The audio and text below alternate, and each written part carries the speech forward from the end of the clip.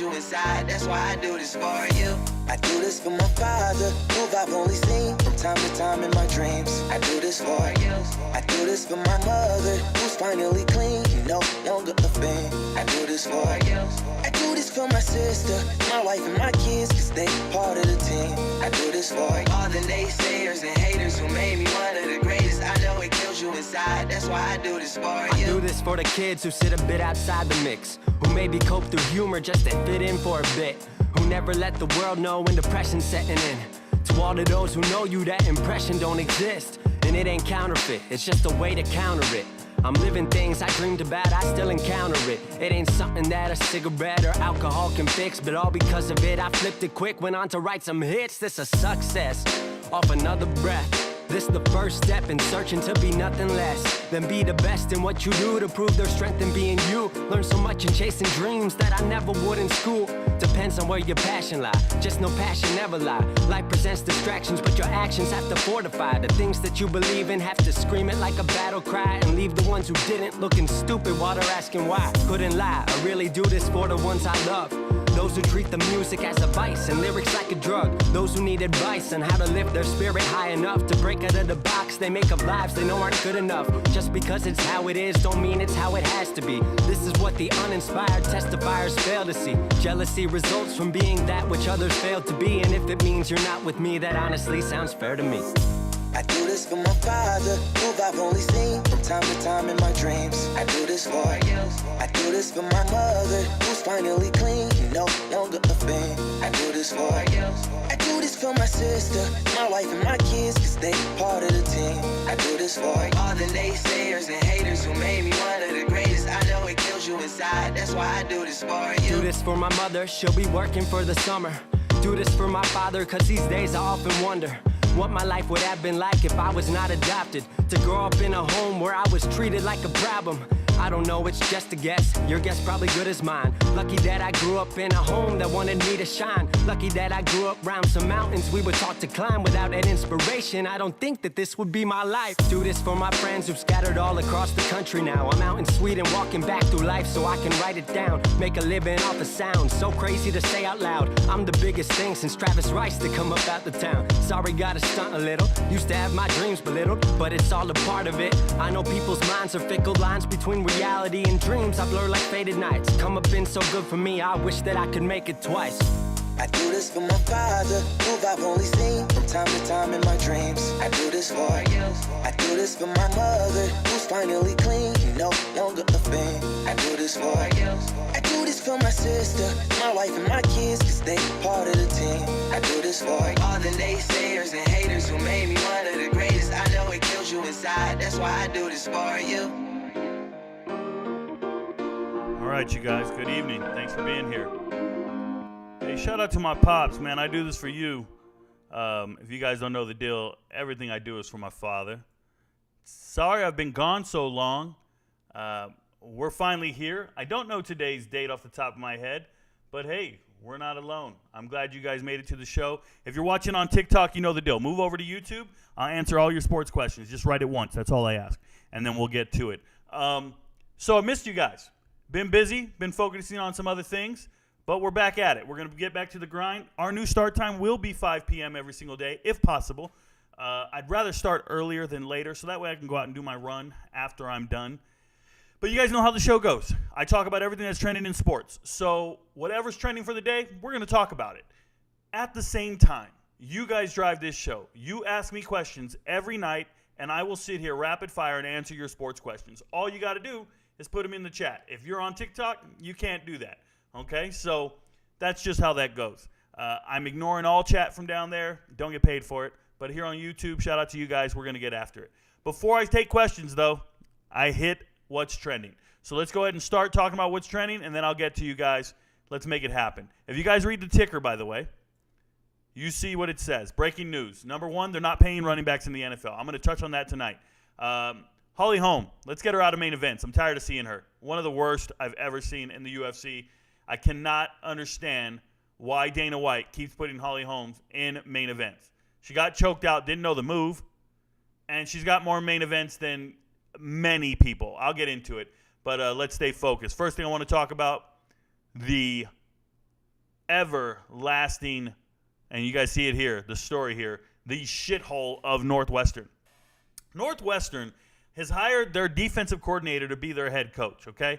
Now, he's young. He's never been a head coach before. So what do they go and do? They go and try to hire an assistant, a special assistant, to be the head coach. What? A special assistant. What is he going to do? Is he going to help coach call plays? Help discipline players? Those players are not going to want to hear from some outside source. This isn't the USFL or the XFL where you can just say, hey, we're going to bring in a new coach for the offseason. Have you ever watched the first couple of games of the USFL and the XFL? The lack of continuity between the coaching staff and the players? The product on the field looks worse than anything you've seen in college football? It's because the players don't know each other. It's because they haven't spent all offseason together. It's because they do like a 4-week training camp, and then they turn the TV on because it's all for profit. They need to make their money now. They can't afford to pay these players to be together for continuity for all offseason, learning playbooks, getting all together. No, they just cram it. They got to drink through a fire hose and then get on the field, and it looks terrible. And you're trying to use that template and apply it to Northwestern football. You're going to give them a temporary assistant coach? Dave Wannstedt told them, no, guys, this sounds ridiculous. We're not doing this.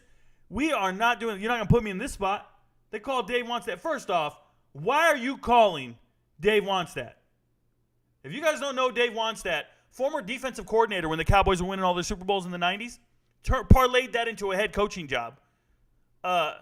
Terrible coach in the NFL. I think he was a coach with the Dolphins, right? I'm sure there's Dolphins fans in the chat that know. I'm not right here off the top of the dome, but I'm pretty sure I'm right. Then he was the Pitt head coach. We're talking about a guy who used to coach players from Pitt. You want to talk about there's a phrase, they say Pitt tough. Pitt tough.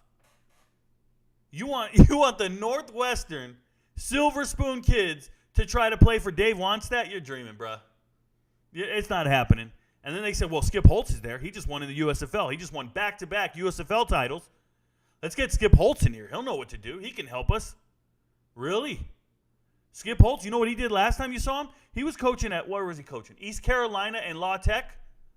I get it, man. I get it. You're desperate. But let it stay in-house. Stop bringing in all these other guys. I'm letting you know right now. Stop it. Northwestern, your season's going to be terrible. Deal with it. Next headline. I'll get to chat here in a bit. Coach Prime, guys. Coach Prime. If you didn't know, Coach Prime going under the knife again, having surgery to straighten out his toes. How many surgeries we got to do, man? How many surgeries we got to do? It's an unfortunate situation. You know, I don't like surgeries. I have plantar fasciitis. I think that's what it's called. Plantar fasciitis. The arches of my feet are in extreme pain. And they said, we're going to do surgery on you, but we're going to do shock therapy. It's like this pulse surgery. They do this pulse surgery thing. They do it to break up kidney stones. But they said, we're going to put you under anesthesia. Tough. So they put me under anesthesia, and I lay down. I go to sleep. I wake up, and they said, procedure's done. Guys, I want to tell you, nothing else changed. It still hurt like hell. I didn't feel anything. My feet are still the same. They did not fix the problem. They said, well, we can fix it if we do open foot surgery. The first thing I thought of was Coach Prime. You ain't doing that shit to me, bruh. I don't care if I got blood clots or not. You ain't cutting me open. Just pay me my money, bro. I can't walk for long periods of time. My arches hurt. Coach Prime, I wish you well. I hope you recover. He's skipping media day. I love it. He's skipping Pac-12 media day. Don't even go, bro. It is the off season. People just want a reason to talk. No reason to talk. Don't go. I love it. Coach is not going to media day. He doesn't need to. Hey, what up? What up, Jordan Addison? Jordan Addison going 140 and a 55. I got everybody telling me, what's the big deal? Kids drive fast. The big deal is Henry Ruggs.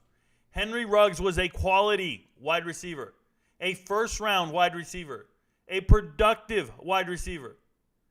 And he drove too fast for the conditions, killed someone, ended his playing career, killed a dog. Hey, shout out to him for being a terrible person. And I'm telling you right now, Jordan Addison going 140 in a 55 in one of the ugliest cars I've ever seen. I don't care what everybody goes, oh, Rico, that's a nice car. What is it? What was it? A Lamborghini Urus? Urus? I thought they were going to spell Uranus because it looks like ass. I'm telling you right now, guys, that car is awful looking. It's right up there with the Land Rover.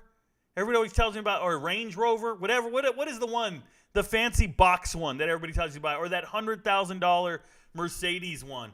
God, these cars are awful looking, bruh. Get something that looks nice. Go get a Genesis. They look nice. I don't care about that $250,000 car.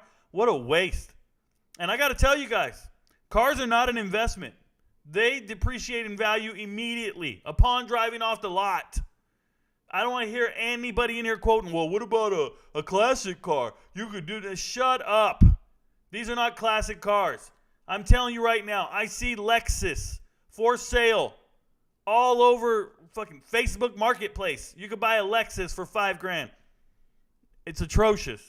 This is just a waste of money. And let me tell you, rookies don't make a lot of money.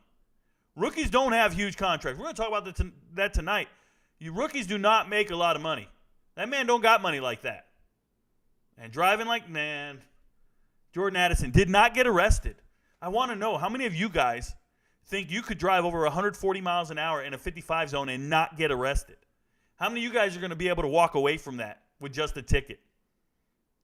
Reckless driving? A G-Wagon. Somebody wrote a G-Wagon.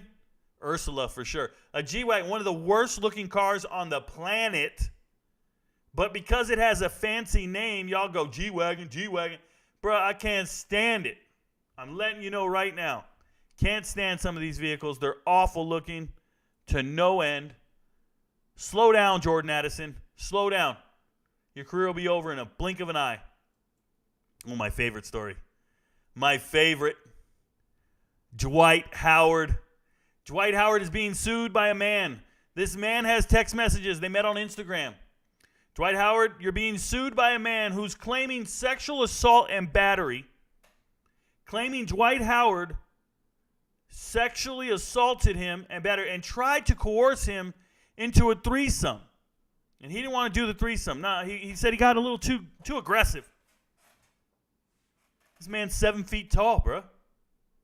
He knows what he wants. He likes you and he wants you. Now we can go about this the easy way or we go about this the hard way. The choice is yours. He likes it more than water, y'all. He likes it more than water.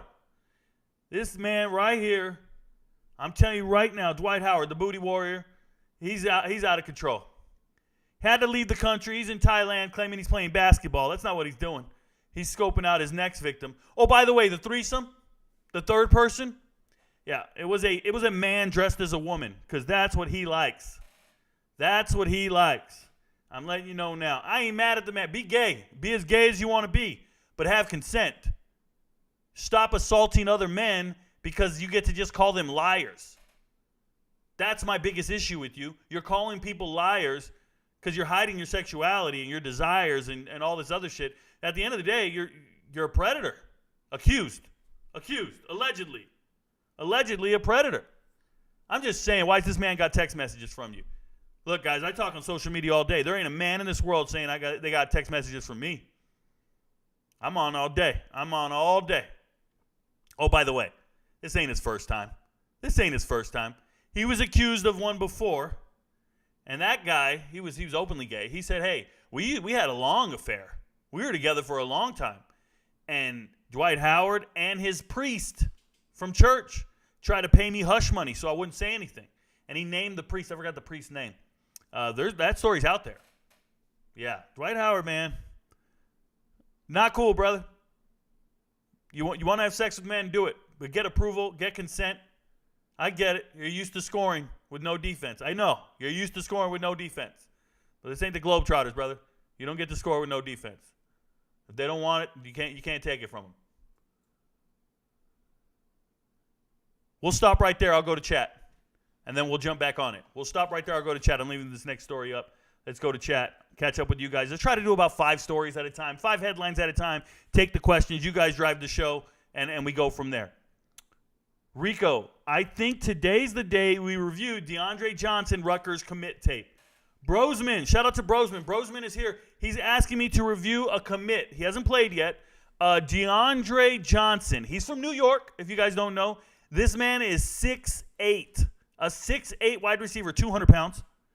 He's perfect for Dwight Howard. No, I'm just saying. He's got a shot to actually, be a mismatch nightmare in the red zone. I don't know how fast he is. I got to go back and watch the tape again. I've watched his tape. He's from New York. New York. But, yeah, if today's the day we review the tape, then so be it. I won't be making a video on it, at least not right now. Waiting to see him catch a pass in a game, and then we can talk about I told you so. But I appreciate you for being here, Brosman. Shout out to you. Random Sports Comments. What up, Random Sports Comments? Is there anyone in the portal that you believe would be worth adding to Colorado as a solid depth piece or as a potential starter? So, number one, the answer is no. And the reason the answer is no is because there's no scholarships at Colorado.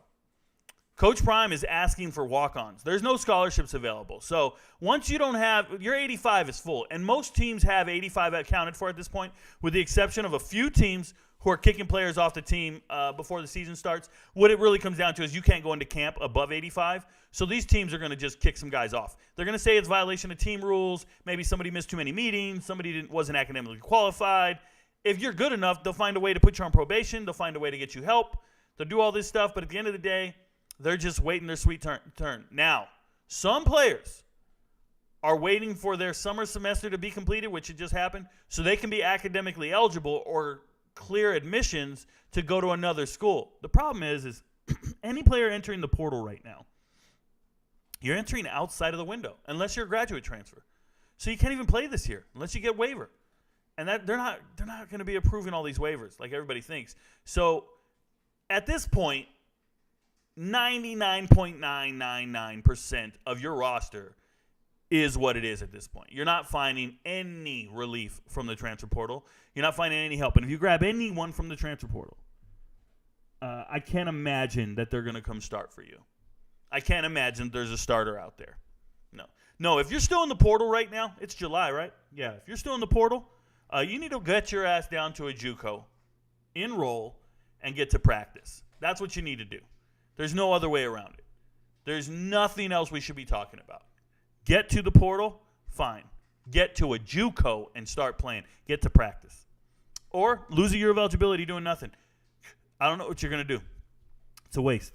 So sorry for the question. I don't have a real answer for you.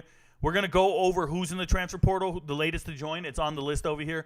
I do it every single night. We'll talk about it. Has Perion Winfrey always had character concerns, Rico? All right, so Brosman, another great question, brother. For those of you who don't know who Perion Winfrey is, he's a defensive lineman from the Cleveland Browns. He just got released, and they cut him because there's like an assault, battery, robbery charge, misdemeanor charge. He got arrested. What I want to tell you is it's such a small charge, a misdemeanor, that he shouldn't have been released. But he should have been released. And what I mean by that is it was his last straw. It was his last chance with the team. He's been in the doghouse since he got there. He's terrible at practice. He talks too much in the media. He was talking smack about Alex Grinch, his old defensive coordinator, after he got drafted. His character is the worst. I'm telling you. There's going to be no team. He's just not talented enough to have the red flags that he has. Remember, this is a JUCO kid. Or maybe you guys don't know. Okay?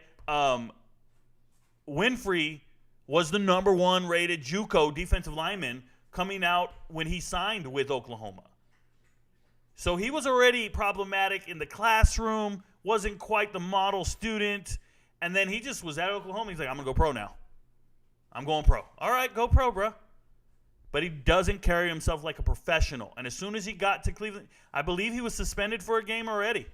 Back in 2022, he was suspended for a game. I know he didn't play. And it was a violation of team rules, and they didn't put it out there to the public.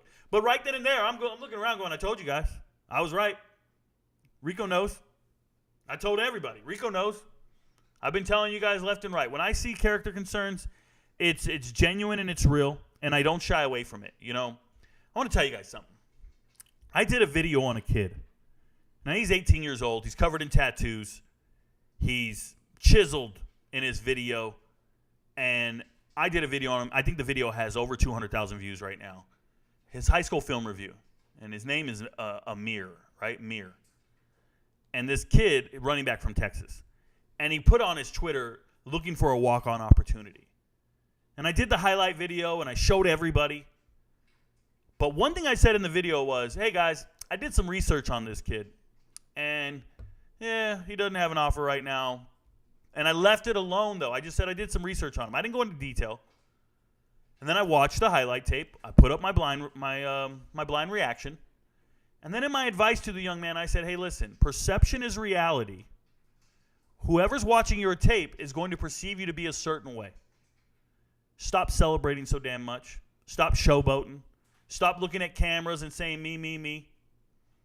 And everybody got in the chat and was like, this old head doesn't know what he's talking about. This guy's having fun on the field. You don't understand. Coaches don't care about that. This, that. Dude, I got a coach who recruits for 150 FBS teams. He's recruits for a recruiting service. He says, Rico, you're 100% correct. We look at that tape, and we see a guy who's talented, but what you see by the way he acts is a lack of maturity. We're not concerned with, did he run well? Because there's a bunch of guys that are going to run great. Everybody's scoring touchdowns every Friday. What separates you from the rest of them? Why are you walking on in the rest? But you know what I left out of that video? He was kicked out of school. He was at Angelo State in Texas. Kicked out of school. I left that part out because I wanted him to get a fresh, clean slate and be great. So I said, what do I see on tape? I see a talented young man. But I also said, young man, perception is reality. Fix this, fix this. You know what that man did? I make videos on players left and right. Hundreds. Most of them write in the comments, thank you very much, coach. Appreciate you. Hey, shout out to you. I'm going to keep trying. Hey, thanks for the advice. Thanks for the feedback. I'm going to try to improve. They write all kinds of stuff. And I don't care if it's an NFL draft pick. Many have written me back.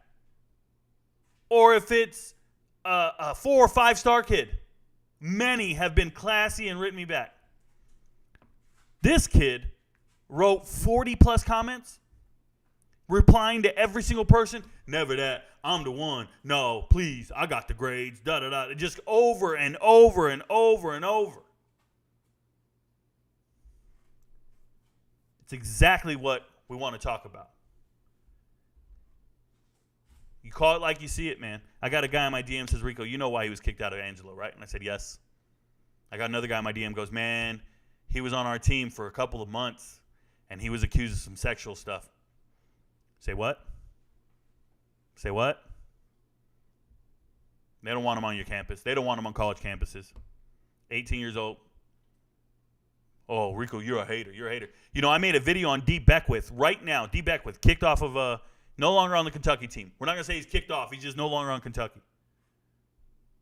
And that guy, 6'5", 230 pounds, I make a video on him, and what does he do? Everybody starts watching it. It's over 400,000 views right now. Everybody's watching it. Just put it up the other day, 2 days ago. Everybody's watching it. Everybody's watching. Oh, man, he's a monster. Oh, he's this. That kid goes and duets the video and only plays the good parts. And then when it got to the end where I said, the coach said he needs to work on academics, character, social, and what was it? And the meeting room. He cut all that out. But go watch his TikToks. Go to his Twitter. He's got a video of him on the freeway, driving on the freeway with his feet out the driver's side window. Just being cool. In a big truck, an F something or a Ram or whatever. He's in a big ass truck, driving on the freeway, on the highway, with his feet out the window. Just to be cool. Post it online. What are we doing? Decision-making maturity. It matters. You're being judged. What these children don't understand, what these players don't understand, what these young men don't understand is that I'm assessing them and not from the eyes of somebody who doesn't know what he's doing. I am a senior leader in the Army. My soldiers who join the Army, I have to assess which one of them is going to be a future leader. I have to assess which one of them is going to emulate their leadership and be an extension of me when I'm not around. I have hundreds of soldiers. I know which ones are good and which ones aren't. Tend to be a good judgment of character. So when I watch your tape, check your social media, I go, oh no, you're not FBS material. There's a reason you're looking for a walk-on opportunity. You're not quite there. So this boy Pinfrey, this man Pinfrey here, just got cut. Somebody's going to go, well, it was a misdemeanor charge. Charges might get dropped someday. Whatever. No. Brown said, we want no part of this shit. We're tired of dealing with this guy. He's been in our doghouse since we drafted him. We should have never drafted him. And I know when he got drafted, I was looking around going, nobody should have drafted him. I just did an assessment of all 259 draft picks, and every fan base is pretending like I shit on their fan base or I shit on their draft picks. Bro, they're not all going to hit. They're not all going to hit. And I'm going to be making I am right videos for the next 5 years off that damn draft because I am right. Nonetheless, always had character concerns, Bozeman. Thank you for the question. Shout out to Steve Talbot for being here. Steve says, welcome to the live early bird special. That's just how we're going to be from now on. Sub and like, please. Check out RicoKnows.org for all your merch needs. Only need to ask a question once. Let's get it. If you guys didn't know, we got our own website, RicoKnows.org, right? Go on there. There's a bunch of merch. You can buy shirts, hoodies, and cups. Do your thing. Want to see a dead body? That's our newest shirt. What do you think the coach at Northwestern did wrong? Will Chastain, what he did wrong was have situational awareness of his team. Now, we know who the whistleblower is. Do you guys know who the whistleblower is? I'll show you who the whistleblower is. I'll show you the guy who's got a bone to pick with Northwestern and the coaching staff. Okay? If you go to Northwestern, I've talked about them before. If you go to Northwestern and you go to their transfer portal, they had a third-string quarterback transfer out of the program. They had a third-string quarterback transfer out of the program, and he went to Division III. Here he is, Carl Richardson. And they said they don't know where he's at, but he's at a Division III school in Wisconsin. I've talked about it before in the past. So Carl Richardson here is the whistleblower. He's the guy who's telling on everybody. They're saying Carl Richardson's got an axe to grind. He just wanted to get Coach fired. Well, it worked, right? He got Coach fired. But anytime you start, and there's a guy on, there's a team manager on Twitter. Forget his name right now. I think it's Eddie. He came out and said, hey, man, none of this is true. And then 5 minutes later in his letter, he goes, well, it's impossible for Coach to have known about the hazing. Coach wasn't in the locker room. He couldn't have supervised. He couldn't have stopped. So which one is it, buddy? Is none of it true? Or we were doing it when Coach wasn't around, so he doesn't know? That's the problem with these players. All the players are saying one statement, and they're forgetting, as smart as they are, they're forgetting that their statement was, well, this isn't true. Nobody was hazing. Oh, but we were doing it. Coach just couldn't know about it because it was in the locker room. He didn't know. Bruh, I don't give a shit. But the AD needs to go. Head coach needs to go. You need a new voice. You need somebody out there that will not be out there Shrek clapping, making Shrek lists, whatever they're saying. We're not doing it. And if he didn't know, he should have known. You got to know the culture of your program. You know why? Because as a coach, it's all you preach. You preach how you want to have a winning culture. You want to change the culture, and you talk about work ethic, you talk about off-season, you talk about on and off the field, the identity of the players, all this shit. And then you go out there and try to go, well, I wasn't aware of the culture of the team. I didn't know what was going on in the locker room. I wasn't there. I don't know it. You don't know what's going on in the locker room? Texas A&M does. They kicked 3 of their players off for smoking weed in lockers. They had 3 players smoking weed in lockers. They kicked them off the team indefinitely. How is it that A&M and Jimbo Fisher knew what was going on in the locker room, but Northwestern doesn't? What a double standard. Some of the smartest people in the country don't know what's going on. That's what he did wrong. Shout out to Pop Dukes. Shout out to Pop Dukes. What's up? What's up, Connor Forner? It's good to see you, brother. Thoughts on Jordan Addison's situation? Like I said, he needs to slow down. I already talked about it. If you want to go back, let's go back. You can see it. We'll go from there. Bro, Jordan Addison got pulled over at 3 in the morning. I know, starting off well. So sad running backs aren't getting paid. So Colin Bolin, it's so much worse than you guys think. There's a graphic out there that talks about the average pay of an NFL kicker is more than the average pay for an NFL running back. There's a graphic out there for it. It exists right now. But some kickers are going to get paid more because they're really good. But let me show you guys something that really bugs me, because I went and did some research on this today, and I didn't pick teams. I just went because after I saw Judkins talking about it, saying I'm working on being a receiver, I want to be a better overall player. But let me show you guys this. Let's go to these. If you guys haven't ever seen Spot Rack or Spotrac, I think it's Sports Transactions. So Spotrac. Spotrac is the number one website out there if you're ever curious. But I have every single team, and we're going to go through, and I can just go to the very top. Cardinals, update it. Sorted by cap hit. And when you look at the Cardinals and you look at who's getting on the cap hit here, you see James Conner towards the top. They're paying James Conner way too much money. He's got a $9.4 million cap hit. This is one of the worst teams in the NFL for a reason. They're overpaying James Conner. It's just crazy. He should not be making this much money. Neither should Colt McCoy, by the way. Colt McCoy is making $5 million, right? It's absurd. But if you scroll down, because they spend so much money on their running backs, their next running back is Corey Clement down here. Corey Clement, former Wisconsin running back, he's making $940,000, well, $1,080 or $1,080,000, but it's really $940,000. He already got paid some. So he's got a cap hit of $940,000. Look who's above him. 2 spots above him. The damn long snapper makes more than him. The long snapper makes more than Corey Clement. The other running back is Keontae Ingram down here. He's trying out for the team, right? He's probably going to get cut. Tyson Williams probably going to get cut. Imaro DeMarcado, shout out to him. Hey, you guys don't know. You guys don't know about Duke's finest. XFL. He's great. He's a great player. Or is it TCU? TCU? Where did he go to school? Where did Omari go to school? TCU. I got it right. I'm a beast. It almost hit me. He just played great last year. My point is, your long snappers making more than your running backs. But they're not the only team. Let's go to the Falcons. Update. The Falcons are paying their kicker an insane amount of money. That Ho dude, where is he at?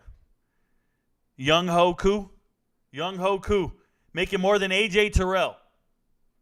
Bro. Making more than Bijan Robinson.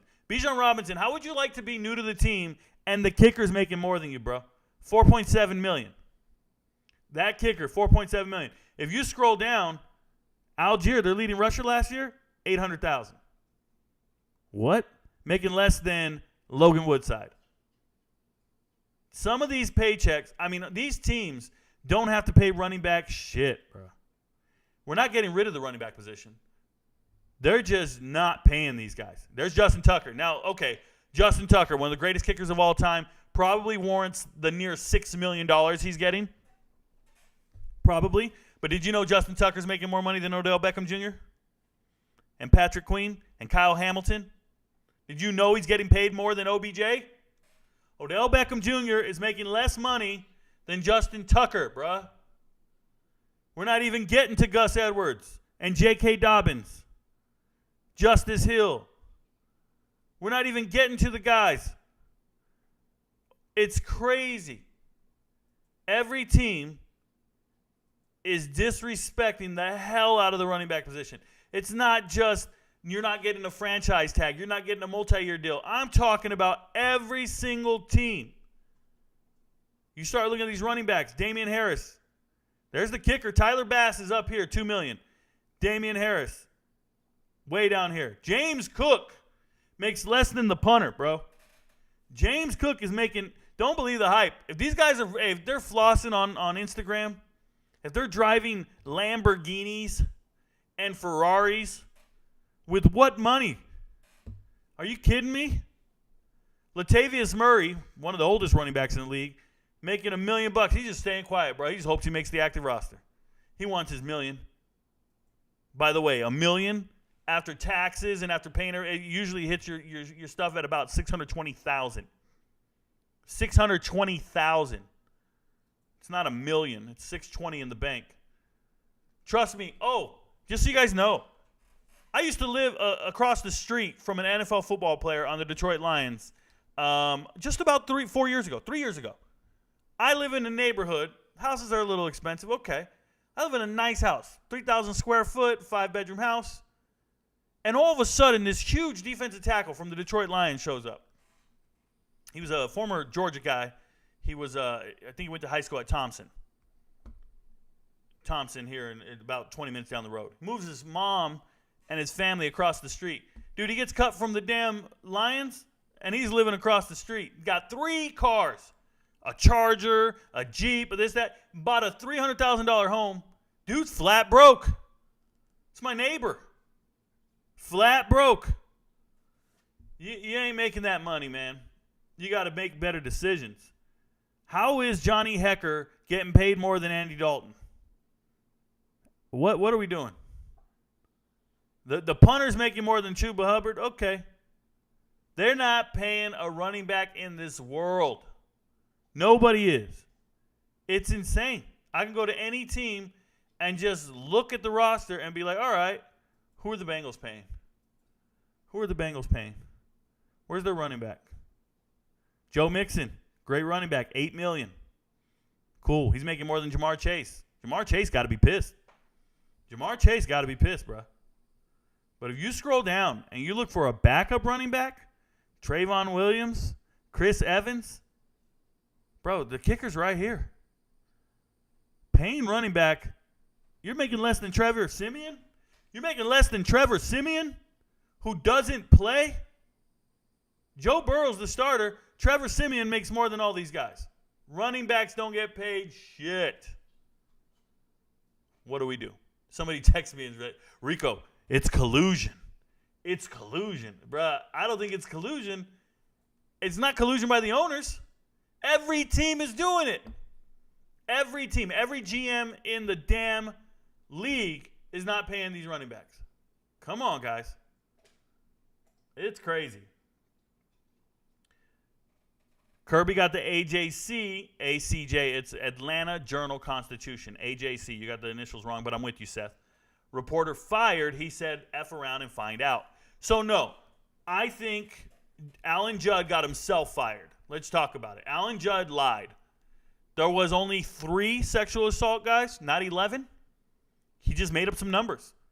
He lied about some quotes. He claimed to have sources he didn't have. Alan Judd got himself fired for lying. You didn't need to exaggerate. All you had to do was tell the truth. All you had to do was keep the numbers right.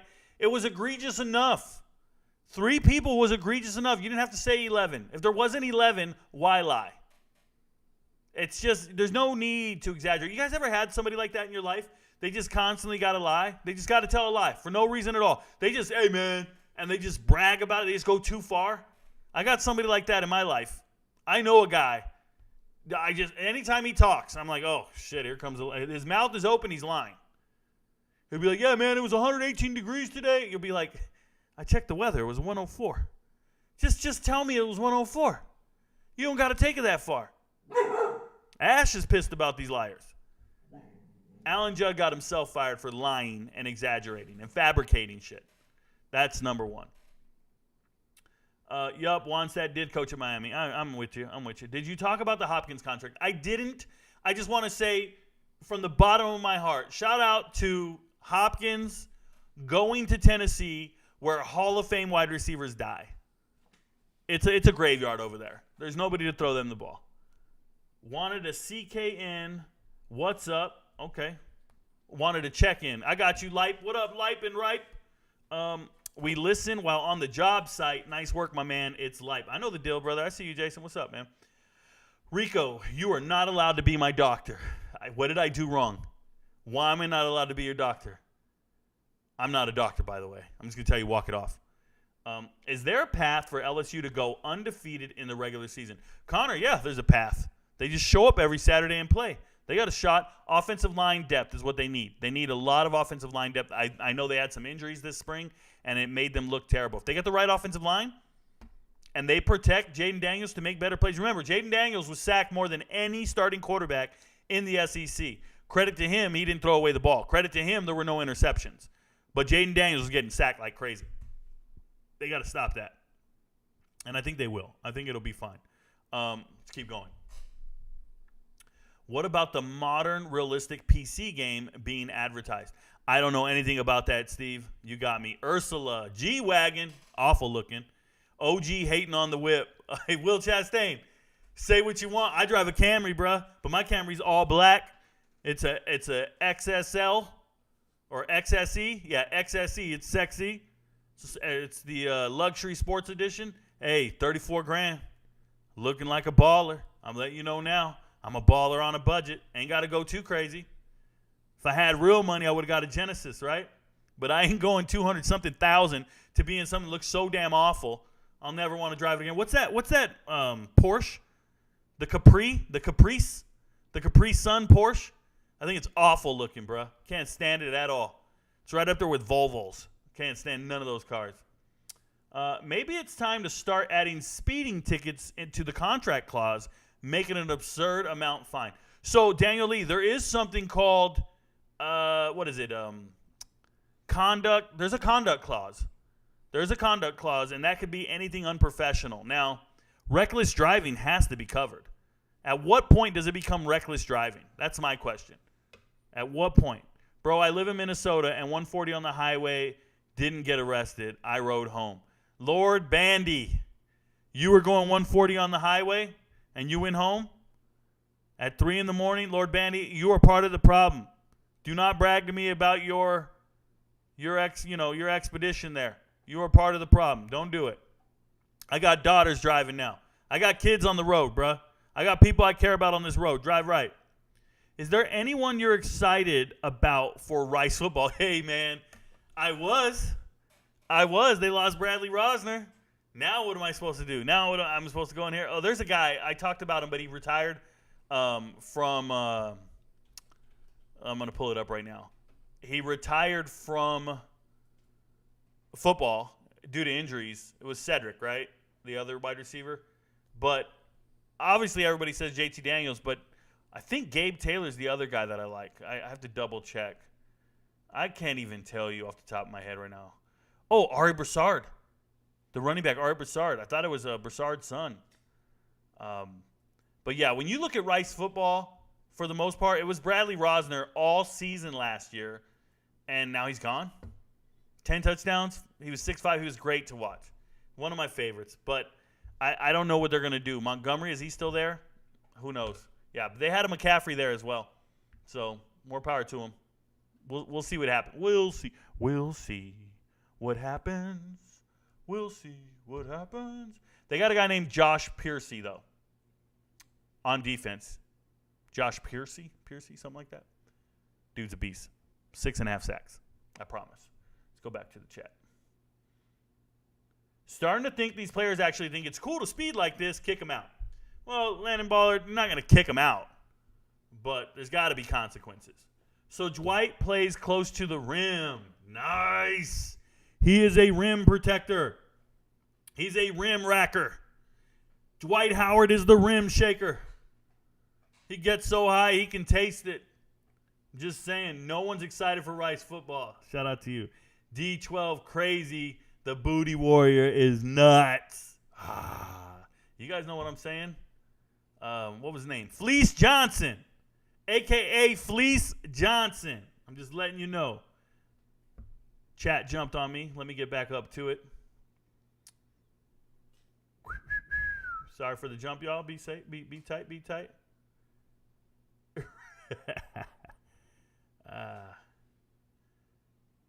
Let's go back. Sorry, y'all. Dwight Howard's a lot more than just a couple of stories. This is true. Garbage. Thanks, Rico. No problem. Hey, yeah, too damn funny. Hell yeah, too damn funny. Thank you, Light. Dwight was thinking back to the threesome of him, Turkoglu, and Rashard Lewis that took down LeBron. All right. So I really like Rashard Lewis coming out of high school, by the way. Pause. But Hito Turkoglu, couldn't stand him, bro. Salutes, top. Hey, shout out to you, ART. Thank you very much. Peace. LeBron was ridiculous that series. Stan Van Gundy just had the perfect offensive game plan for the Magic. Okay. Shout out to Stan. Ooh, it was that showboat. Those Dwight text messages are wild. Always have been, always will be. Dude's 100% a me guy. Ooh, some guys just can't reach. Beckwith is hauling cars and trucks now. I'm telling you. He stopped playing football to be a truck hauler, a car hauler, something like that. I see it all in the videos. Thank you. Thank you for contributing to our society. I appreciate you. Hey, Rico, what do you think about SDSU's quarterback room? Brosman, I've never really thought about it. I owe you an answer because looking at it from an off-season standpoint, I don't think they really lost anything or gained anything. I think they just kind of left it alone. They got one kid from Oregon that I thought was a better wide receiver than defensive back. I'm forgetting his name right now. He's a 4-star kid. If I see his picture, I'll remember his name. It's just the way it triggers on me. But and he's coming back home to San Diego. But, yeah, I owe you an answer on SDSU's quarterback room and how I feel. You know, I really don't judge quarterback rooms per se. You know, I really don't care who the backups are, the starters on the field, and that's that. So there you go. Young people can believe it or not, but Coach Prime, old school method, will make other coaches not FK with immature BS issues. Yeah, I don't know. Airteeth. I don't know what you're trying to say. What other coaches? I don't think Coach Prime has an old school method. I think Coach Prime has a method of accountability and professionalism and trying to prepare you for the next level. I don't know what other method you're referring to, but I'm with you. I hear you. He doesn't care one bit about football. Oh, Beckwith? Fair. Thoughts on the Texas State quarterback room? Try Glasson. I think Finley starts. I think TJ Finley starts. They wouldn't have brought him in the spring if they didn't see him being better, right? They already saw all they needed to see. They said, hey, man, we got a guy that probably can't start at quarterback for us. So maybe we need to make him a slot receiver. Now, that's how I feel. I think Finley wins the job. Just ready for the big time. That's all there is to it. Let me join. He's in your TikTok live. Him, Sam Huff. Okay, Army. Rico, admit it. You like Chargers draft. I think I did.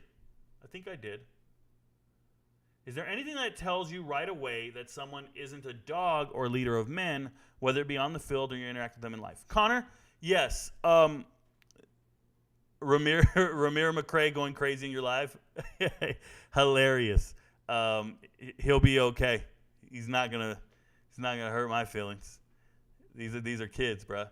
Number one thing that I look for when I look for a leader among men or in life is, do you own the guidance? I want to make this clear. I talk about this all the time. If you're a subordinate leader, if I put you in a leadership position, for example, and in our case, we always call them platoon sergeants, but let's think of it as a manager, right? Let's say there's a manager at a shift at work, and the manager says, hey, guys, I just got out of the office.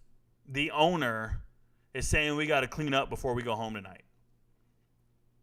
And then all the employees look at the manager and go, oh, can't stand that asshole in the back. The owner back there, he's so rude. He's such an asshole. Da-da-da-da-da, right? And now all the employees are now confiding in this manager. And now they like the manager, right? They love the manager. That is a terrible leader. I do not want any part of that subordinate manager to ever be anything higher than what they are. Because what they did was they undermined their leadership. They undermined the owner. They undermined who they are. So an example would be these players having player-only workouts, and they want to go and tell the players, hey, look, coach said we're going to do the following things. Oh, we can't leave today because coach said we got to do 3 workouts, do some sprints, go do this. And if you keep saying coach said something, then anything that you say no longer has value. Then anything you say doesn't really resonate with anybody because you're just a conduit. You're just passing information along from this other echelon. You need to own guidance and own the good and the bad. So you go out to your subordinates and you say, hey, listen, this is what we're doing today. And that's it. And if they don't like it and if they think you're the bad guy, so be it, but you're owning your guidance. Right? I used to do this all the time with my soldiers. I used to be like, hey, guys, nobody goes home today till all the weapons are clean. Let me give you an example like that. Nobody goes home today till all the weapons are clean. Draw all the weapons out of that arms room and clean every single one of these weapons before anybody goes home today. Oh, but Top, we're going to be here till 9 p.m. Shut your mouth. I already assessed how long it's going to take. I already know we're going to be here till 9 p.m. I wouldn't have said it, right? That's the mindset. And you got 3 different platoon sergeants. One is saying, oh, Top, we can't do that. Oh, we'll be here too late. One looks at me and goes, Roger that, Top, got it. And then the third one goes, Roger, Top, got it. And he walks out the office, goes to his soldiers and goes, guys, I wanted us to leave. I was trying to get us to leave, but you know how Top is. He's crazy. So anyways, he said we got to draw all the weapons and clean them. I was trying to tell him we couldn't do that. But shit, now that we got to do that. That guy is a terrible leader. The one who challenged me and argued with me, he's not terrible. He's just not great. Because what he was trying to do is think for himself, and like I didn't think it all the way through. Like I didn't assess the situation for what it is. Right? Sometimes that dialogue is healthy. Sometimes it's counterproductive. But the guy in the middle, the one who said, Roger that, Top, and went back to his platoon and said, get your asses in there, draw those weapons and clean them. That's the guy that's going to replace me someday. That's the guy that's going to be a leader someday. So when you're looking at your players and you're a positions coach, or you're an offensive coordinator, defensive coordinator, or a head coach, and you're giving out guidance to each individual or the subordinate leaders, the positions coaches, whoever, and they have a candid conversation with you, it can be healthy.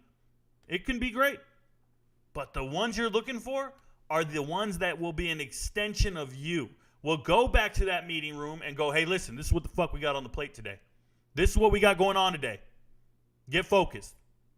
This is our workout. This is our mission. This is our goal. This is what we're doing. I promise you, that's what I look for. So it's real quick. It's just accountability and ownership of the guidance given. It's the number one thing I look for in a leader. If you don't have it, I'll know right away. You'll make excuses for things. You try to talk around things. Look, I'll give you another example. You put up with it. We get it done. And then when we're done, you come back up to me and you go, hey, Top, just so you know, what you just told us to do, very inefficient, did not get the job done. We could have did it this way.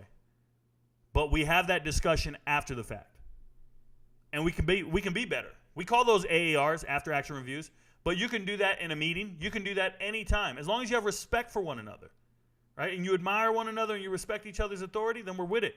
But sometimes you can put somebody in the wrong position and empower them, and you don't even realize that they're undermining you. This happened at Arizona State. All the assistants started undermining Herm Edwards, and that's how he got fired. Okay? You get undermined by your own coaching staff, we got problems. Then you start having dissent. Let me tell you how you have dissent. Memphis fired their wide receivers coach, and the players didn't want them to fire the wide receivers coach. They fired the wide receivers coach. 6 wide receivers jumped in the transfer portal. What are you doing? Are you loyal to the football program, the head coach, the offensive coordinator? What are you doing? You're not bought in. You're not sold on what we're doing here. What it was is that wide receivers coach befriended all of his wide receivers to be loyal to him more than anybody else. And that's actually detrimental to the success of the team. What he should have been doing is voicing his leadership style to those young men and telling them, hey, we are committed to what we're doing here. His loyalty should have been to his offensive coordinator and head coach, not his players.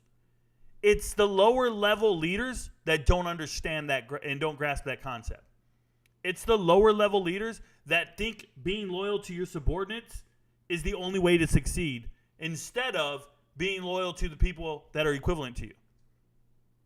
It's how you alienate your team, your players. It's the dysfunctions of a team. It's actually a book. It's called The 5 Dysfunctions of a Team. It's a book in this world. You go read it. I'm a senior level leader in executive organizations. I deal with this all the time. So when I see it on football teams of 100 people, to scale, I know exactly what's going on. And I see it in the transfer portal all over the place. That's why I look at Northern Illinois, and I'm like, 6 running backs hit the transfer portal? And then I go check the coaching staff, and I'm like, oh, they lost their running backs coach. These are children. And they all wrote me, well, that's not what happened. Hey, that's not what happened. Instead of saying that's not what happened, write me. Tell me the truth. Tell me what happened. None of them told me what happened. They just all wanted to argue and say, that's not what happened. You didn't tell the truth. Bruh, you guys are children, and I know what it's like to be 18 to 22 years old and not understand what it is to be a leader of an organization. Just to be a leader of 4 or 5 people, that's not it, bruh. I'm not moved by that. I'm not impressed by that. Learn how to lead an entire organization. I've been doing it for 20 years. Well, realistically, 10. Because my first 10, I was a lower level leader. I wasn't a platoon sergeant until my 4th year in the Army. So I wasn't in charge of 30 people until my 4th year in. That's really fast for some people. That's really fast for some people. But I have a different mindset. I understood the buy-in. I got mentored properly. I think a lot of these players and these position coaches aren't always mentored properly, especially if you have a hidden agenda, especially if you show up and you think you're better than the people in charge of you. So that's how I feel about it. My bad. That's how I identify them. Don't need to be in the Army to always have the strength and intangibles. Dickhead. DK head. Army strong. Don't know what's going on there. W snitch. Zach Robinson. I don't know what Zach Robinson was talking about, but everything's gone. You guys will be all right. Oh, Zach Robinson's upset? We must have missed it. Northwestern literally has the worst AD of all time. I don't think so, Tri Glasson.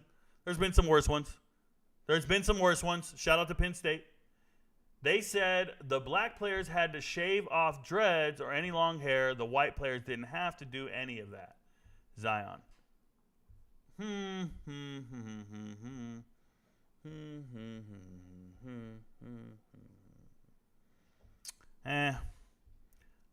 I don't even like them being called dreads. They're just locks. Let's be accurate here. They're just locks. That's number one. That term to me is not okay. So that's how I feel about that. Haircuts, whatever, dude. I got to get my haircut every week if I want to be in the Army. Got to get my haircut like every week to look right. People got rules. I don't care. There's businesses out there say you got to look a certain way. You got to wear a certain attire. There's dress codes everywhere. Whatever. Northwestern's football program should be shut down. Oh, no. Nah, it's not that egregious. Wisconsin legend Corey Clement. Hey, he's a Badger. A honey badger. Corey Clement came off the street last year, Rico. He is a depth body for the team. Zion, I'm with you. But why is he getting paid less than a dude who goes out there and kicks? I can't do kicks. Dermacado's damn good. Yes, he is. I like him. I wish Rico would cover more NFL. AP, it irks me, bruh. I can't stand when I cover NFL. I just hate the fan base. Bases, plural. They're just so, for lack of a better term, uninformed, ignorant. They're fanatical. The word fan is derived from fanatic, but in all the wrong ways. I can't stand it. Kickers score the most points. Yeah, okay. That's cool. What's good, Rico? What's up, Tony? What's going on? We've got Cam, message retracted. Sorry, Cam. What are your thoughts on Tyler Buckner and his chances to start at Bama? So his chances to start at Bama are 50-50. There's only 2 guys going for it. Logan Woodside should be a backup in the USFL. Real talk. What are my thoughts on Tyler Buckner? I think he's going to start. I don't think they brought him in because he couldn't start or he couldn't compete. And if he doesn't start to start off the season, he will. He will by the end of the season. It's going to be that bad. Justin Tucker is the best kicker ever. I don't know about the best kicker ever. I don't even know what the stats say. I just think Adam Vinatieri is the best kicker ever. Just hands down, most clutch kick in the history of kicks for me. Adam Vinatieri to me is the best kicker. I don't care what the stats say. I don't care none about it. Adam Vinatieri once tackled Herschel Walker. He once caught Herschel Walker from behind. Like, Justin Tucker don't move the meter for me, bro. So what? He kicks it really far? I got you. What's he doing in the snow? What's he doing in the snow? Justin Tucker is worth that contract, though. If you say so. If he's worth that contract, then what the hell are these other guys worth that are doing 16 sacks in a season for $1 million? What are they worth? Highsmith was 15.5 sacks last year, $1 million. What's he worth? I just want to know. Why would you pay OBJ more than Tucker ever? Okay, fair enough, Sam Huff. Tucker is more valuable than OBJ. Here we go. Everybody's here. Just shows how much Rico knows. I do know. Tucker and Koo are the two best kickers. Don't care. Kickers aren't even football players to me, bruh. Kickers are not football players to me. They're just dudes who show up. They don't do football. Kickers ain't running and tackling. They're not doing tackling drills. Kickers are not football players. It's just a different thing added to the football game. Are we serious right now? Kickers are not football players. They're not running down and covering shit. That's why it's so amazing when I see it's Dave Akers that did it, right? Was it Akers who did it? David Akers did he's the one who caught up Herschel Walker. It is such a rarity, it's ridiculous. I'm not with it. I can't even think of the equivalent in other sports. There's no equivalent to kicker in basketball. What's the equivalent to a kicker in basketball? Nothing. Baseball, maybe a guy who only pinch hits? No, because that's hitting. Somebody who I don't know, bruh. I don't know. Kicker's still very important. They're trying to take kicker out of the game, dude. They're trying to take kicker out of the game. NFL stands for not for long. Shout out to Jerry Glanville. He's the first one to say it that I remember in NFL films. These players try and live by any means. Try and live above they means. Oh, all the time. Eagles have 5 running backs for a combined $7 million. It's bananas. Considering Oregon State is scheduled at home versus Utah, Washington and UCLA, and considering USC is absent from their schedule, what is your opinion on Oregon State going to the Pac-12 title game? So Austin Belitz, I think that going to the title game is a little bit much just because Washington's right there, and Utah. But I really like Oregon State. I don't care about their home games. I don't care that they're not playing USC. I like Oregon State for who they are as a program. I love their running back room. I love their coaching staff. I like Oregon State a lot. Putting them in the Pac-12 title game, it's quite a stretch. Quite a stretch. But I respect them completely. I would not be surprised if it happened. Wouldn't be surprised if it happened. Chase is on his rookie, though. Everybody's on a rookie. I don't care. No, he's on his 5th-year option, right? Chase on his 5th-year option. That gets you paid even more. Way more than your rookie. Signed fat, and he got drafted. Why would he be pissed? He'd be pissed because we're not paying these kickers, bro. We're not paying these kickers and punters. We're not paying these other positions. I know he's on a rookie. Why is everybody talking, bro? You guys act like I don't know the contracts. I'm literally showed you the website. Like I've read it and studied it completely. Come on, guys. The league ain't trying to pay the running back. The fact that any long snappers are getting paid more than a running back is highway robbery. You said it. It's because it's been historically dumb to pay running backs when they go through the most wear and tear and get extremely less valuable over time when you can draft a running back with the same production. No, it's not really that, AP. So that's true. You know, Jim Brown's backup, I'm forgetting his name right now. He was a Hall of Famer as well. As soon as Jim Brown retired and got out of the league, his backup started playing. He went 7 years in a row to the Pro Bowl, and he's a Hall of Famer as well. His name escapes me right now. But my point is running back, the reason running back, the position of running back has been so diminished, it's twofold. Yes, we pass more, okay? So we need more wide receivers on the roster. Then they took away the fullback. Which was taking the brunt of the wear and tear that a running back would usually take. The fullback was taking it, and he's gone now. So that's 2. Now let's go threefold. Athletic quarterbacks. The fact that quarterbacks can run now on designed quarterback draws, designed RPOs, designed everything. The fact that quarterbacks can get as many as 10 carries in a game, that's what reduced the value to running backs. Quarterbacks are now running backs.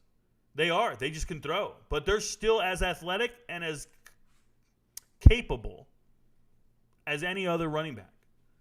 And that's going to continue to happen as these years keep going. And then eventually, it's just going to be a quarterback that's capable of running in about 10 years, 20 years. And that's where running back kind of gets phased out. You're just going to have a guy back there with 4 wide receivers, empty backfield, who can actually run the rock.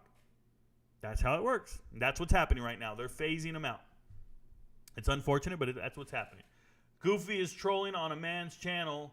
You think you're smarter than. Where is yours? Oh, somebody's over here trolling? I don't know what's going on.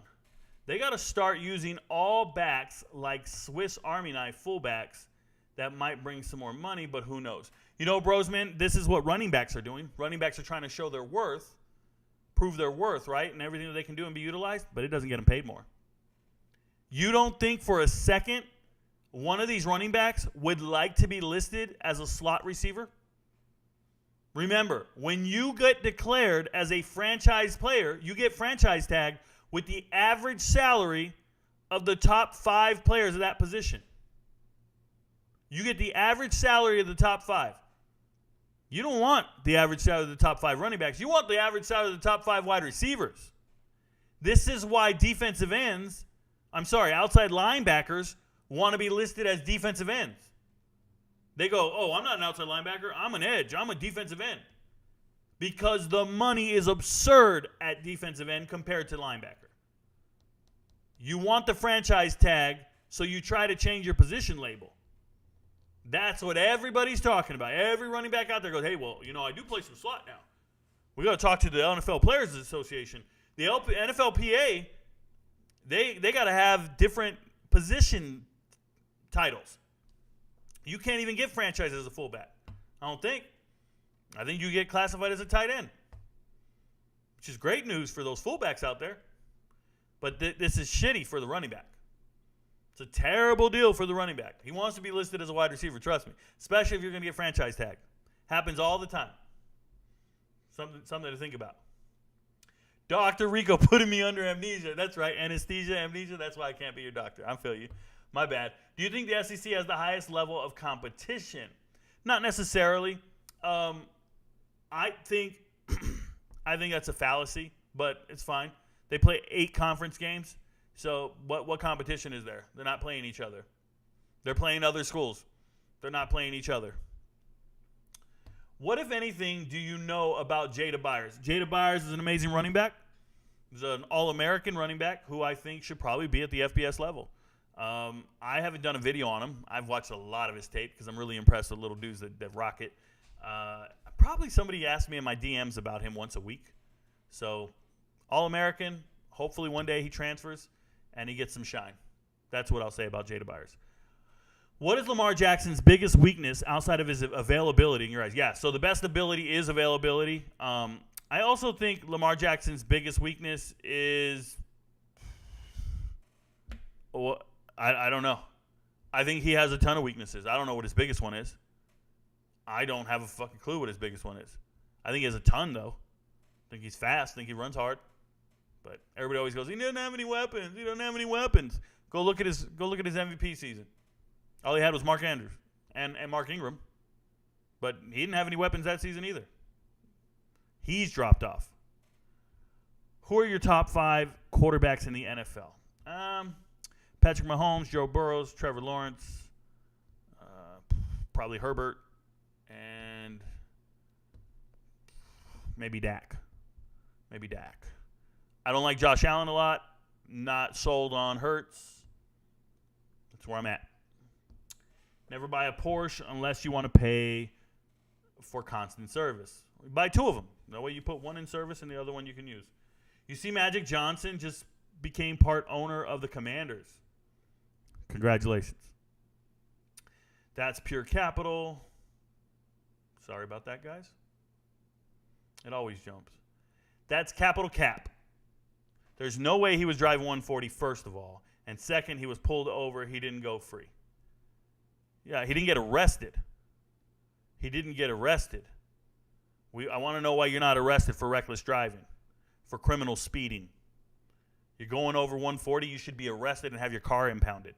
You shouldn't be told, all right, just slow down, man. Just slow down and keep driving. Keep going. It's 3 a.m. You can get somebody killed. He gets to play UConn still, though. Who gets to play UConn? Luke Wilson Rice was decent for the Seahawks. Okay. What do your kids do for work? AP, only one of my children has a job, and she's a waitress. She goes to school full time. She's a waitress.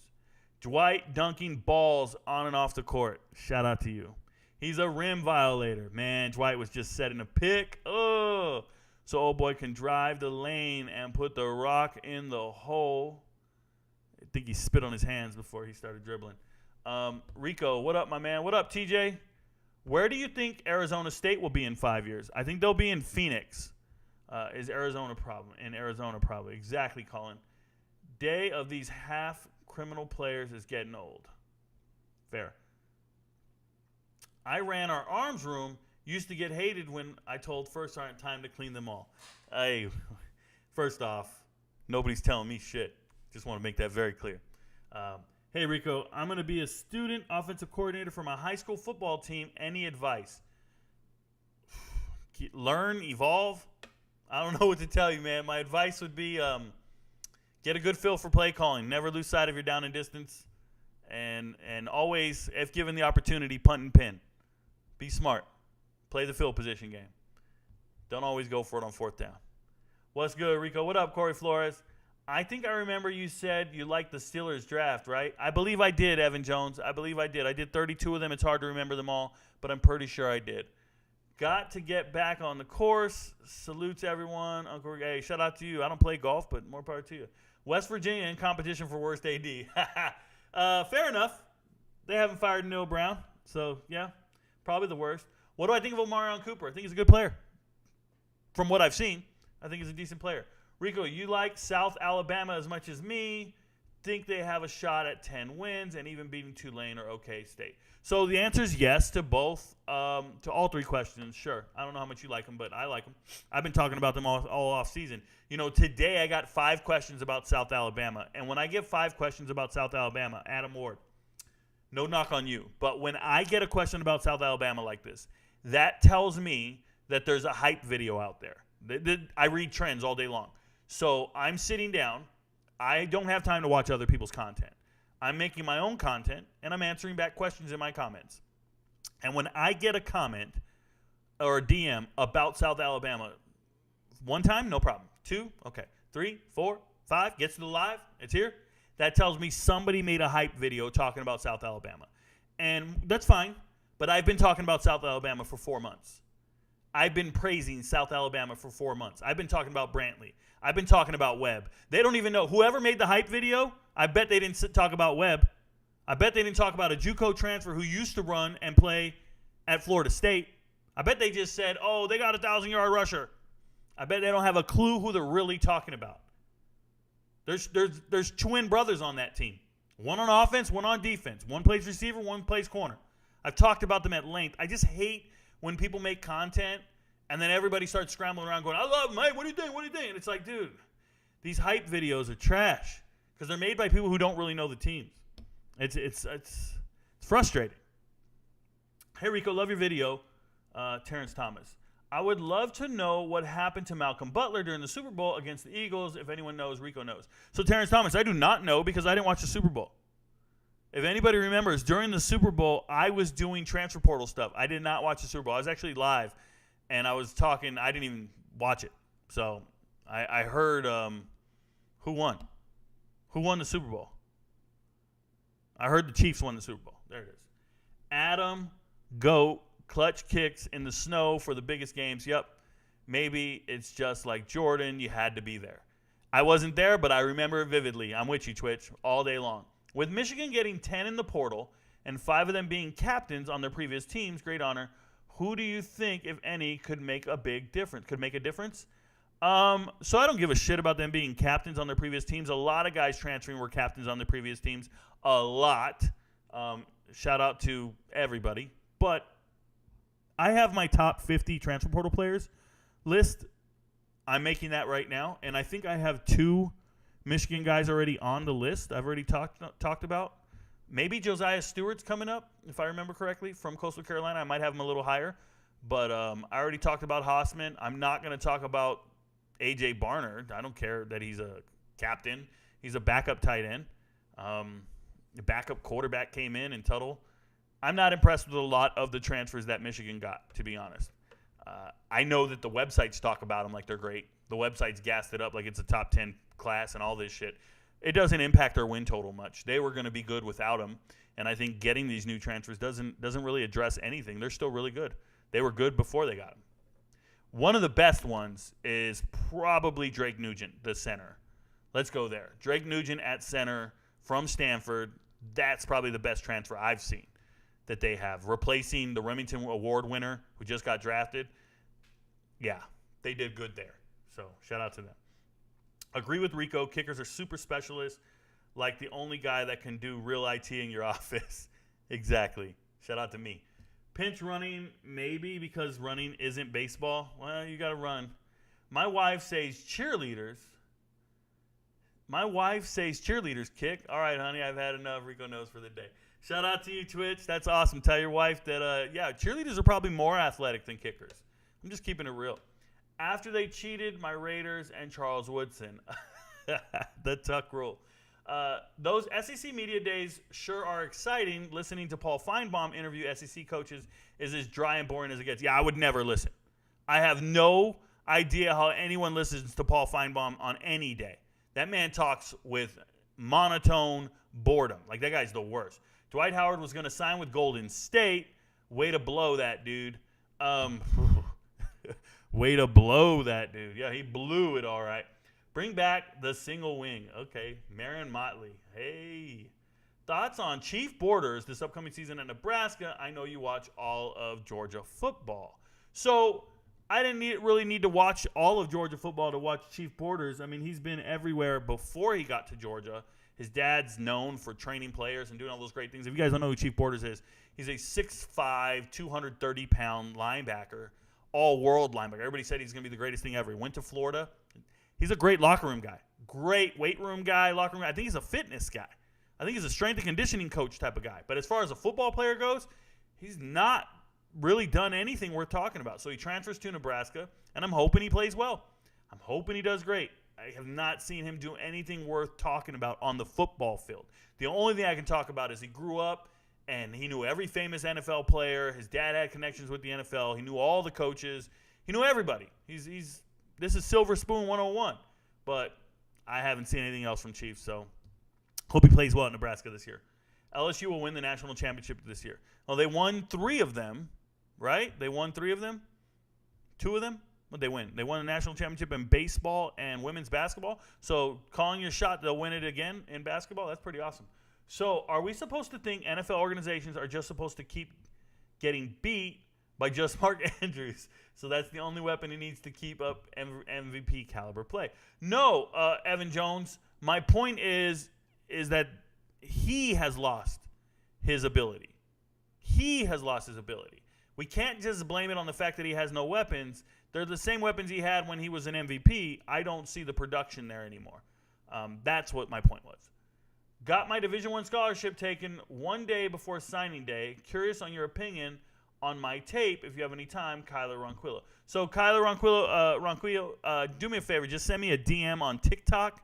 I will not remember this, and if you write it in a comment somewhere, I will not remember it. But if you send me a DM, I'll eventually get to it. There is an exceedingly long line, about a 3-month wait for me to do a reaction to people's tape. So you get it in while you can, and then never message me again. And I don't mean to be rude, but let me try to explain to you guys how this works. When you message me on TikTok, they're in chronological order. So as the request comes in, and I get more requests, your request will go to the bottom. I do all requests from the bottom up. So I go to the bottom of my inbox, and I grab the oldest one, and that's the one I'll make a video on. If you're somewhere down in the stack and there's been hundreds of requests ahead of you, after you, and you're way down here and I'm about to go get your video, and then you write me a message like, hey, Mr. Rico, just checking up on my video. Are you ever going to get to it? That gives you a new date stamp, and it moves you right to the top of the stack, meaning you'll never get your video made. I've got about 20 guys doing this every week. Hey, you ever going to get to me? Hey, you ever going to get to me? Hey, you ever? And it just keeps moving them, and I don't even give a shit. I don't even got time to explain it to them anymore. I've already explained it over and over and over. Send me a message and forget about it. Forget about it. I will eventually get to it. I promise you. You know how many videos I've made in the last 2 weeks where the guy writes me and goes, I forgot I even sent this to you. Oh, my God, thank you so much. You know, whatever. It's crazy. Just forget about it. That's all I can tell you. So send it. I'll get to it. I'll get to it. And if I don't, I will write you back and tell you why I'm not making a video on it. Sometimes I will say, hey, there's nothing noteworthy here. Keep working hard. Good luck.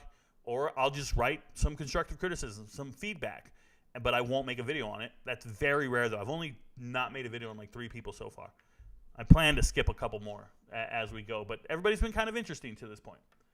So, by the way, getting your scholarship taken one day before signing happens all the time if you are committed to the wrong school. You want to be committed to schools that want you. Don't be committed to the biggest school that offered you. Don't be committed to the school that offered you, that you thought was your dream school. No. They're not the ones that want you. The schools that want you are not pulling your scholarship. Remember that. Now, if it's your only offer in the whole wide world, it sucks to be you. But right before signing day, is this early signing day? Is this February signing day? Either way, if it's not in December or February, we got a whole offseason to get another offer. So there's more to it than that, right? If you don't get picked, I've seen guys sign letters of intent or not sign their letter of intent and still get their offer fulfilled in the spring. Now, it's a lot harder with transfer portal because they're going to take that spot and give it to somebody else. That's the reality of the situation, right? If you don't sign out of high school in the early signing period, you're missing out because the scholarships will be filled by transfers. It happened all this offseason, right? I told everybody, hey, if you're a transfer, you need to sign in December. You need to sign in December. Don't wait till the spring because they're going to give a bunch of scholarships away to those high school kids, and then you'll be left out. Well, how about the inverse? They give out scholarships to all the transfers, and they don't have any to give the high school kids. Well, that didn't happen. Every team went ahead and signed 25. But come the spring, there's no scholarships left. Like somebody just asked earlier, hey, Rico, what are they going to do? What are they going to do? Can Colorado get into these guys for depth? No. No. They don't have any scholarships available. And you don't want some of these guys. Some of these guys got kicked off their teams. Average kicker makes $3 million. Running back makes $2.3. But guess who scores more points for their teams? I don't care who scores more points for their teams. Offensive linemen don't score any points for their teams. They make more money than everybody. They don't score any points. 2 minutes left. Tied game. We punting and pinning. No, Seth. No. Depends on the distance and how good your D is. Nope. We're not punting and pinning. We're going for it. We're going for it. Thoughts on Noah Shannon being a part of the gambling investigation at Iowa? Not surprised, Dynamon. Everybody's going to get named at Iowa. Do you keep up with the Ivy League? About to have my freshman season at Princeton. So, Kailu, the only time I keep up with the Ivy League is if an Ivy League player transfers to an FBS school. Outside of that, I don't really watch Ivy League football or cover it for the most part. I can only do 133 FBS teams. Will there be any UConn players on the list? Colin Boyle, that will be a spoiler alert, but I want to tell you, I just don't want you holding your breath, so I'll be real with you, man. You're here all the time. There are no UConn players on the list, and there are none that barely missed the cut. That's how you go. There are none on the list and none that barely missed the cut. Who do you think is finna win that FSU-LSU season opener? One of those two teams is winning that game for sure. Congrats on 13 offers, brother. There you go. 13 offers. That's what I'm talking about. But cheerleaders probably have more athleticism than Tom Brady. I don't think so. Tom Brady was drafted in baseball in 1995. Tom Brady was drafted in 2 professional sports. I don't think so. Rico, my G, what up? What up, Black Month? Hopkins straight chased the bag. Tennessee kills wide receivers' careers. But he's at the end, so he's taking that check. Yeah, we don't know how much he's getting paid. Stay out of his business. What are the football? We don't know how much money he's got in the bank is what I meant. What are football schools with the best academics? Well, obviously all Ivy League schools. On the other side of the coin, though, at FBS level, you got Stanford, Northwestern, Vanderbilt. Those are the first 3 that come to mind. There's probably more that I'm skipping right off the top, but those 3. Georgia Tech has respectable academics, but Stanford probably, and Cal Berkeley. Are you kidding me? What if the military branches had a transfer portal? They actually do. You can transfer. You can move out. They have an in and out call. You can do your thing. It was the last signing day. The offense coordinator offered me, got physically assaulted by a player, and resigned a week before. I was supposed to play 2 ways at Portland State, too. Damn. That sucks. That sucks. The Portland State offensive coordinator does follow me on TikTok. Sent each other DMs before. Hey, Rico, was disappointed you didn't share my feelings about the New York Giants draft. Love their first 3 picks, but I respect your opinion, so I just hope you're wrong. We got our center, though. Yeah, you knew you needed your center. I said it was a reach. You guys knew you were getting rid of your center. He was retiring, right? And now you got a center. So the team knew what they had. They had to do what they had to do. But I personally didn't like the pick. Now, you banking on me being wrong, I wouldn't do that if I was you. But you're a Giants fan, so shout out to you, Matt. But I wouldn't try to make a living on me being wrong. That'd be real bad. If you were NCAA football king for a day, what rule change would be made? Overtime. I do not like overtime at all. The overtime that the colleges have now where they do the 2-point conversions after the third overtime, I think it's stupid. I want to go back to the way it was. I want to see a damn game. I want to see get the ball on the 25 and try to score. Get the ball on the 25 and score. College overtime was great until they went to this 2-point conversion nonsense after the third overtime or second overtime, whatever it is. I don't like that at all. So I like the way the old overtime was. All right, back to the chat here. We're done with chat. Let me catch back up over here. Transfer portal. Let me tell you guys what happened. We had 3 guys enter the transfer portal today. Of the 3, I talked about Chris Graves in a video on TikTok. If you guys want to see it, go over there and do it. The rest of these guys I haven't really made videos on except for Dudley. I made one on him. So we'll start with Chris Morris. So Chris Morris, coming out of high school, signed with Texas A&M. Okay, he was in 2020. He was there. Cool. 1 year. Didn't work out. Wasn't quite the right caliber. This is a kid who was homeschooled. I don't know if it's academics. I don't know. It's got to be academics, though, because he left A&M and he went to Hutchinson Community College. So you leave A&M and then you go to Hutchinson and then you go back to home. He's from the Memphis area, and you ain't shit, bro. He got there. He got to Memphis in December. This past winter, he got there in December, and he's gone. He's back in the portal. So he's going to lose a year of eligibility at this point.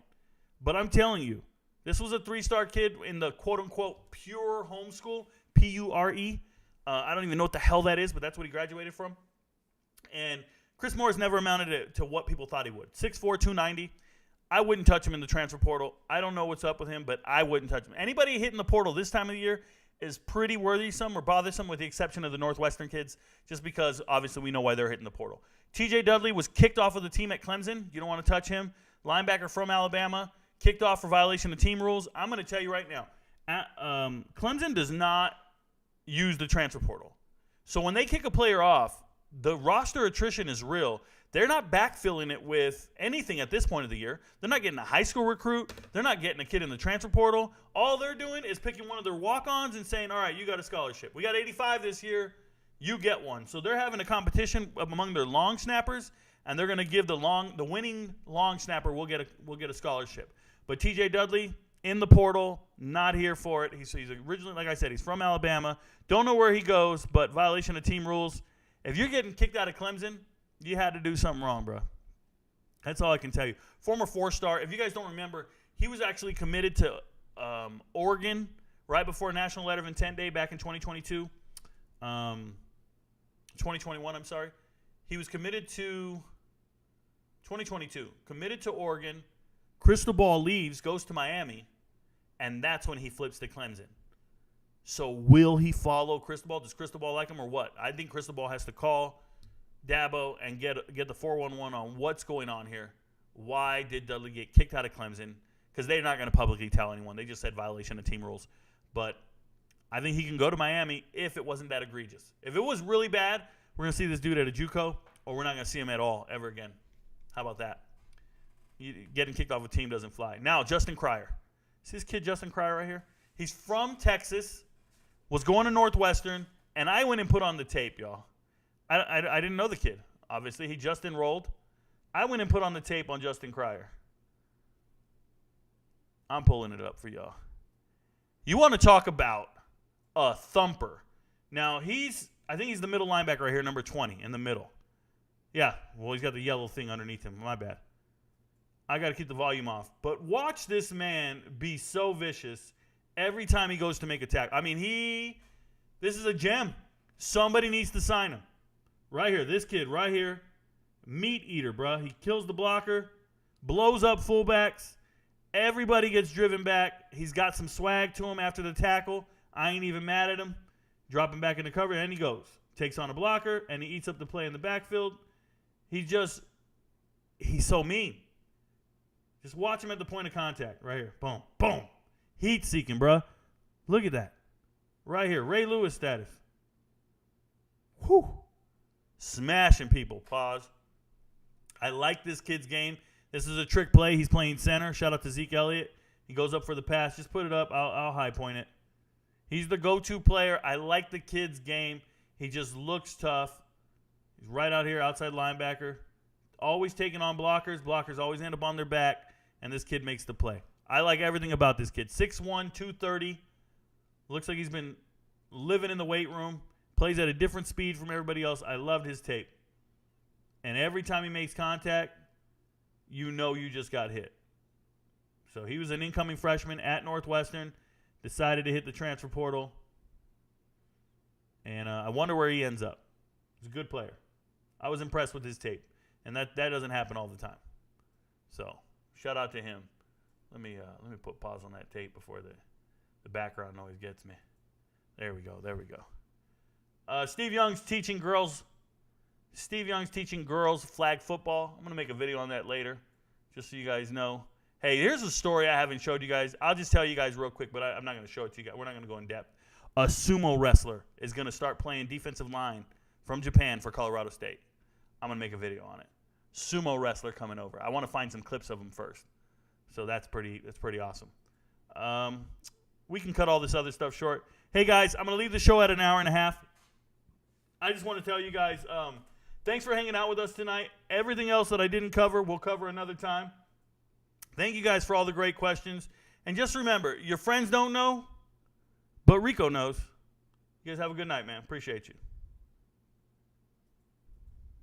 This for my father, who I've only seen from time to time in my dreams. I do this for you. I do this for my mother, who's finally clean, no longer a fan. I do this for you. I do this for my sister, my wife and my kids, cause they part of the team. I do this for all the naysayers and haters who made me one of the greatest. I know it kills you inside, that's why I do this for you. I do this for my father, who I've only seen from time to time in my dreams. I do this for you. I do this for my mother, who's finally clean, no longer a fan. I do this for you.